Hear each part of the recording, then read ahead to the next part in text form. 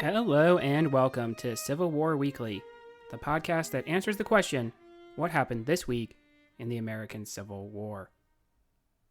I'm your host, Tim Patrick, and this is episode 124, July 31st to August 6th, 1863. Last week, we had some smaller scale action in Louisiana. Jackson is put under siege as the immediate aftermath of the capture of Vicksburg in Mississippi. We also covered the entirety of the Ohio raid conducted by John Hunt Morgan, which will eventually result in his capture by Union forces. This week, we need to head back to the frontier and cover continued campaigns against the Sioux. Before we do that, though, we need to head back to Virginia and talk about the action happening following Lee's escape back into that state. But of course, we need to talk about Patreon content as well, and for this upcoming month here, August, we are going to do another movie review, another probably of the more famous Civil War movies, A Glory, starring Denzel Washington and Matthew Broderick, and pairs fairly nicely with what we talked about with our Fort Wagner assaults. I know a lot of things are happening pretty quickly here. They're kind of jumbled together, so we're going to be doing Glory, and then next month we'll be doing Ride with the Devil. So we have three pretty heavy hitters in terms of movies in a row that we'll be talking about, doing a synopsis on, talking about some historical accuracy points. So if that sounds like something that would interest you, there is a link to the Patreon in the show description. Of course, those proceeds do go toward the general upkeep of the show, and they are greatly appreciated.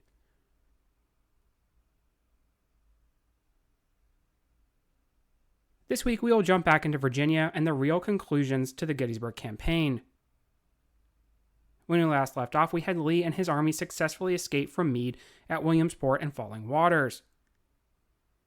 The Army of Northern Virginia will be in the northern or lower part of the Shenandoah Valley, forming back up. Montgomery Corse and his brigade would arrive to reinforce Pickett's heavily depleted division. Pickett's men in general were definitely in need of a morale boost. Obviously, they had suffered heavy casualties, and they had been tasked with guarding the federal prisoners. This was seen actually as a dishonor, and the men of Pickett's division would voice their opinion as such until Lee switched up the guards to Imboden's cavalry. While the army was forming up on the friendly Virginian soil, if you recall, David Gregg's division had been sent across the river a little too late, but they still could potentially have the opportunity to get into Lee's supply and communication lines. Grumble Jones would have cavalry in the vicinity, but Gregg's troopers were able to make it to Shepherdstown. The 1st Maine Cavalry under Lieutenant Colonel Charles Smith would foray and run into Fitzhugh Lee's cavalry. While setting up on high ground near a place called Butler's Woods, the Maine men would put on a stubborn defense. Fitzhugh Lee, though, would have enough men to overwhelm the Federals. Smith would withdraw to a stone wall and hold that ground along with reinforcements from the rest of Irvin Gregg's brigade. While successfully holding off the Confederates, Gregg would have a problem, though.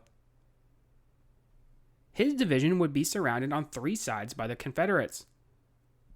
Despite having his 3rd Brigade join Gregg and McIntosh, the division commander was forced to remove his men under darkness on a narrow road to safety. Both sides had suffered some 100 casualties during the fighting, with the Union troopers mostly seeing that number made up of prisoners.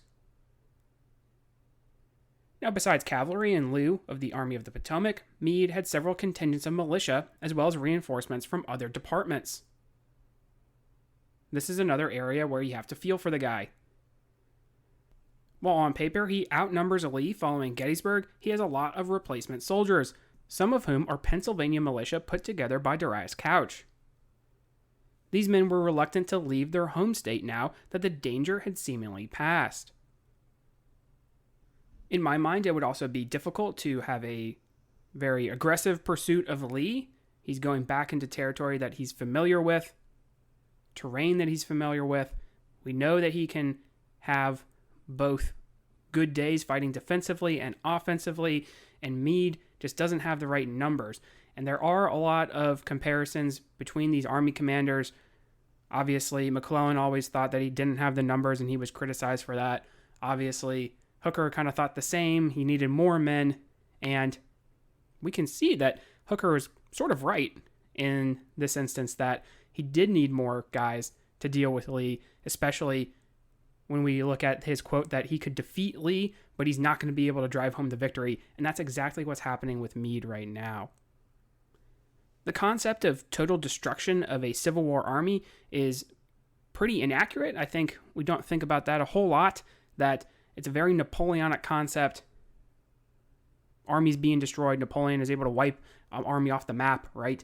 We talk about that, but in the Civil War, you really just don't see that. One of the areas, though, that the Union Army will draw strength on will be Benjamin Kelly and his West Virginia Department. Cavalry under William Averill and Kelly's infantry would harass the Confederates as they sat around Bunker Hill, Martinsburg, and Winchester. Lee would actually give Ewell the go-ahead to try to encircle Kelly and force a surrender out of the numerically inferior force, but the Federals would be warned by Union sympathizers and thus would be able to escape. Keep in mind that Ewell's forces are moving in the direction of Hedgesville, West Virginia, which is a little northwest of Martinsburg, while Kelly escapes across the Potomac.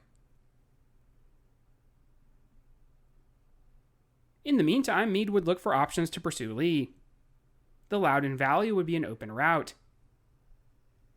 Much like with McClellan, he could box Lee in the Shenandoah and then make his way south toward Richmond if he wished. Also like McClellan, though, he was worried about rumors that the Army of Tennessee was reinforcing Lee, to Halleck's frustration. With the way Jefferson Davis moved reinforcements around, it was not illogical to assume these rumors could be true, but for Halleck, it must have been deja vu, especially with the disapproval of the president. With McClellan especially, remember that he's always worried that P.G.T. Beauregard is going to show up, and called him the Cajun boogeyman, that he's going to show up and reinforce Lee and thus turn the tables.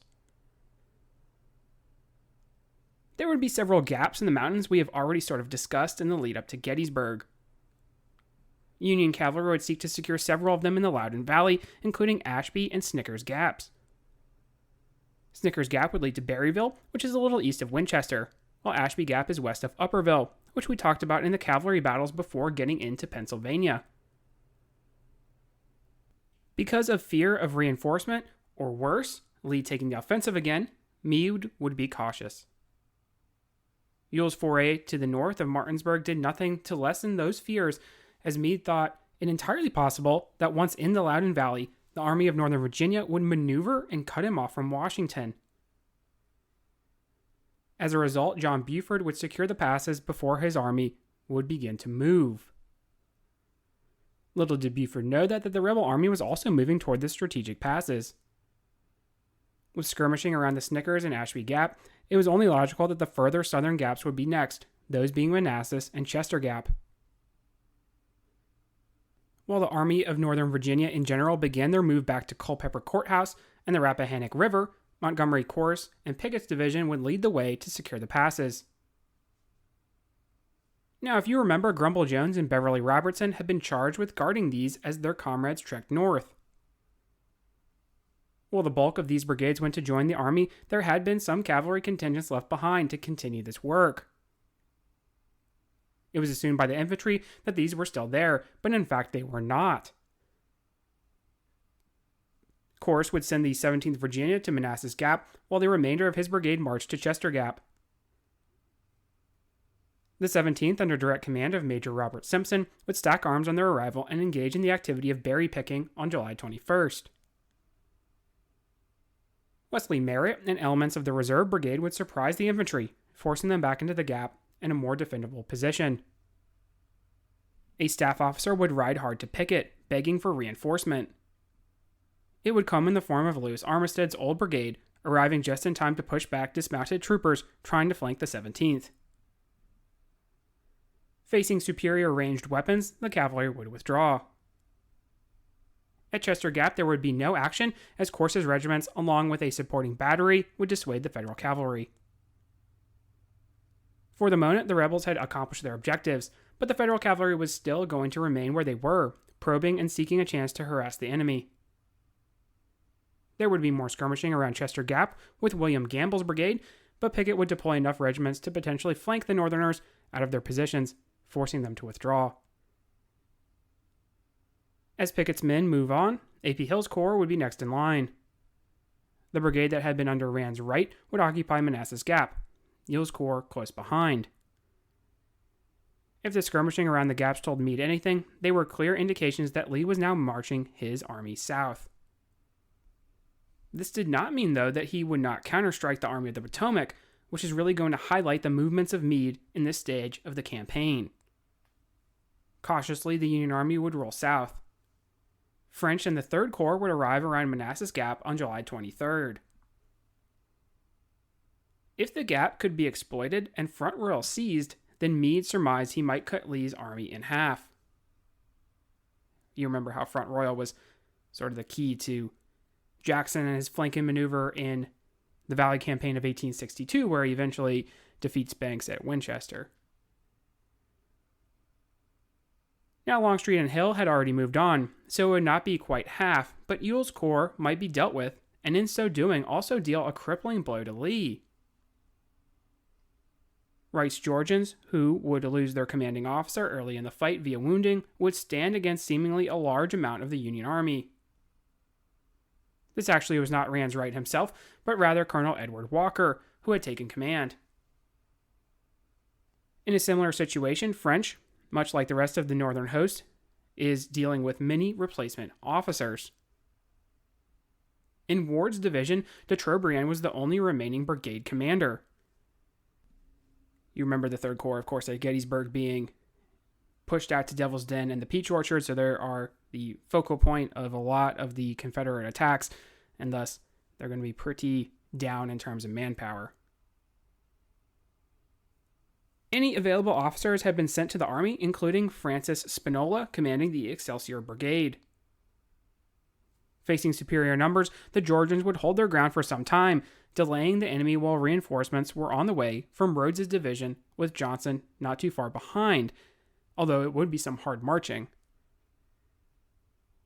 O'Neill and his brigade would arrive, led by the sharpshooters under William Blackford. Spinola and the Excelsiors would charge the Georgians in the meantime, sustaining some casualties and taking a lower rise. Again, they would charge with some hand-to-hand combat against the defensive line. All the while, the New Yorkers were forced to charge over broken, tough terrain. Timely Southern artillery would pen down the Union regiments. Lack of support and the arrival of the reinforcements to the defenders would call off the action. The Union troops had started their attack later in the day, and they were still in a defensive posture in case there was an enemy counterstrike. Men from both North and South would write about how both sides were seemingly just going through the motions, especially compared to the fierce fighting at Gettysburg. There were some casualties, though, as the Confederates suffered some 183 compared to 93 Union losses. Under the cover of darkness, the Southerners would continue, Meade losing out on the last good chance to rout Lee before he made it back to the Rappahannock line. The first skirmishes at Manassas Gap started on the 21st and could have made a huge impact on the campaign if properly supported. Likewise, the action on the 23rd, also known as the Battle of Wapping Heights, was a missed opportunity for Meade. I find myself going back and forth these days, though. It is a little damning that Meade wrote critically of previous commanders and how they did not take aggressive approaches, so it's easy to then lay a lack of sympathy when the shoe is on the other foot. But once again, he is facing Lee with less than ideal command situations and troop strength, and he is also tasked with guarding Washington still. A bit of a toss-up, I think. Hopefully, by diving through this narrative, you have made your own opinion on the matter. There was a little skirmishing at Newby's between Custer's cavalry and A.P. Hill, but other than that action, the campaign would end with Lee getting back to Culpeper Courthouse. Custer actually almost gets trapped by Rock Benning during the skirmishing, but is able to escape. While not necessarily the most eventful of days, I think it is important to talk about Lee's movement back into Virginia, and then back into friendly territory. For Lincoln and the War Department, it is clear that while Meade is the best general they've had at the helm, he is not going to be the one who wins the war. Most Civil War narratives will go Gettysburg, then skip all the way to Grant in the Wilderness, which I think is a little unfair. There will be more campaigning in 1863, which we will cover here in future episodes. Overall, though, I think also to point out is that Meade doesn't get his army likewise destroyed. He's still able to rebuild. Lee, on one hand, is able to rebuild, so you can see why President Lincoln is upset, but you can also see that Meade is able to still keep his army intact as well, which, considering Gettysburg is very different than other battles that some of these other generals had to go through, maybe the most real example you could call it, perhaps, would be Burnside and Fredericksburg. His army is greatly depleted after that, and there needs to be a rebuilding process as well. So maybe you could kind of compare that, but really none of these commanders go through something that's like Gettysburg. Maybe McClellan and Antietam. Obviously, we talked about how it's a little bit deceptive how many troops he actually is able to bring to the field as well. So he's able to keep his army intact. So there's something to say about that. We have two continued actions out on the frontier between the U.S. forces and that of the Sioux. I think we had actually very briefly mentioned them when we talked about the Dakota War in Minnesota way back in 1862, although I also mentioned we would hit these here in a future episode. Well, here we are in the future, and we need to talk about them now. When we left off, the Dakota had been dispersed following their uprising. Little Crow was dead, and several had been executed, regardless of the level of guilt, as we pointed out during that rundown. While many were captured, having surrendered and moved back to lands elsewhere, there were some still at large. Actually, the U.S. military had to protect the prisoners, which included many women and children, from attempted massacres at the hands of white settlers who wished to dispense some frontier vigilante justice. But while these individuals were neutralized as a threat, there were some continued raids by the Santee Sioux amongst others. John Pope, still in this region, would order Henry Hastings Sibley to mount a punitive expedition. Sibley had been promoted to the rank of brigadier general and is unique in that he probably is one of the only generals in the war to have been promoted as such and does not see action against the Confederacy. He will have over 3,000 men, which is at the time the largest army to combat Native Americans. This would include a unit of mountain rangers, the 6th, 7th, and 10th Minnesota Infantry Regiments, and a battery of artillery. For much of the march, they would not find the Sioux, but they would come across a Métis trapper who would inform them of a large settlement. Standing Buffalo was the overall chief of the village, which included many dwellings, but the complexity of the Sioux became apparent.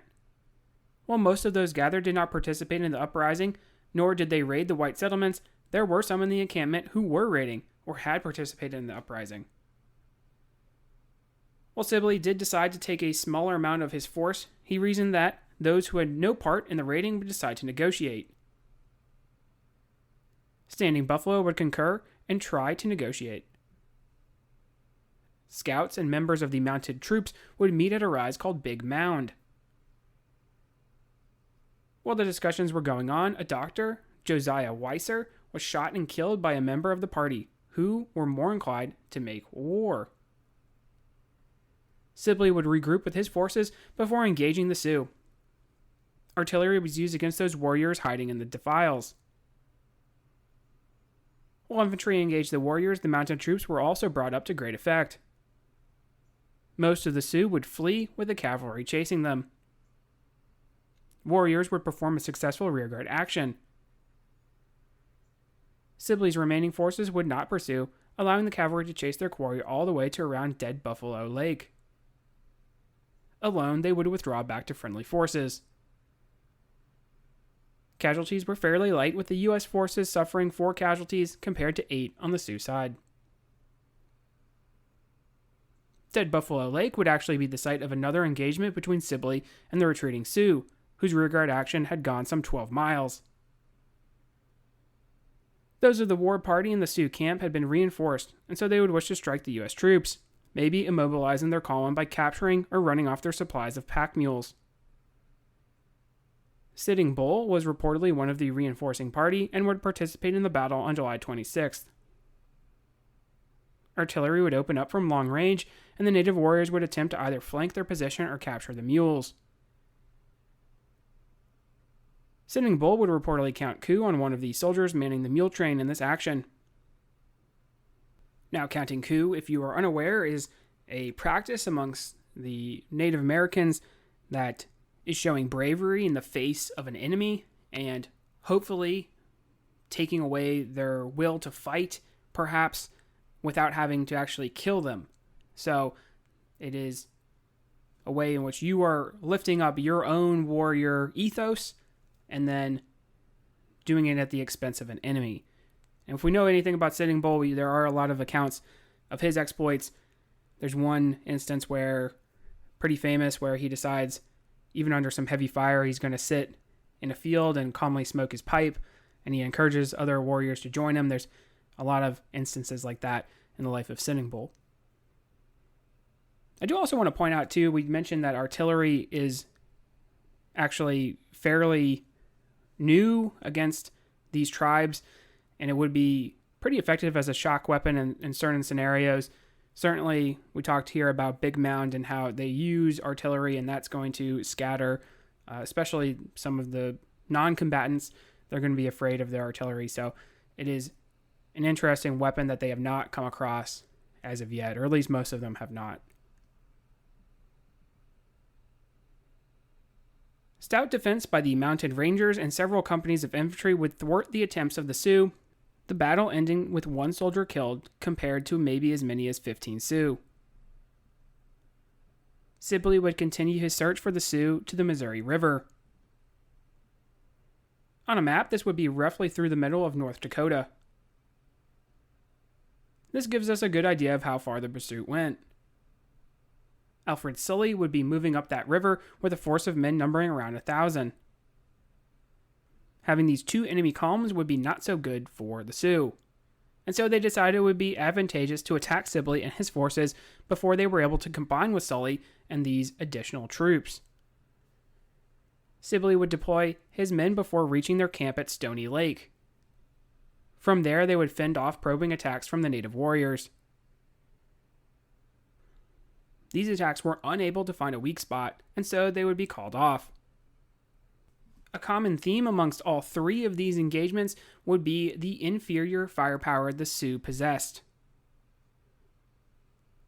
Either they're using antiquated firearms, or they are using more what we would consider more basic weapons, like bows and arrows and things, even though they were quite skilled with those as well. Across the Missouri River, they would retreat, the U.S. troops ending their pursuit. Sibley would not report any casualties, and for the Sioux, it is hard to tell how many of them were sustained, if any. While the U.S. forces would report a great victory, the Sioux would continue to not only harass Sibley, but they would also continue to launch raids into Minnesota. The campaign is actually going to conclude in September, so we will talk more of Sibley at that point. So we'll go ahead and call it a day there. We had some longer episodes, so it might seem like a little bit of a break while we have a shorter one here. We traced the movements of Lee back to the Rappahannock line. While it is possible Meade had a better opportunity to destroy Lee in Maryland, he had another opportunity to deal the Confederacy a setback at Manassas Gap while they trailed back south. We will pick up the story when Lee is settled at the Rappahannock River. This week, we also had the continued campaign against the Sioux with Henry Hastings Sibley. Next week, Lee is going to offer up his resignation, and there will be draft riots in the North. If you like what you hear, please make sure to leave a review. Posted in the description should be a link to the website, as well as Patreon and Venmo information. Support for the general upkeep of the show is greatly appreciated. Feedback is always welcome. Questions, comments, concerns. The email is cwweeklypod@gmail.com. Thank you all so much for listening, and have a great week.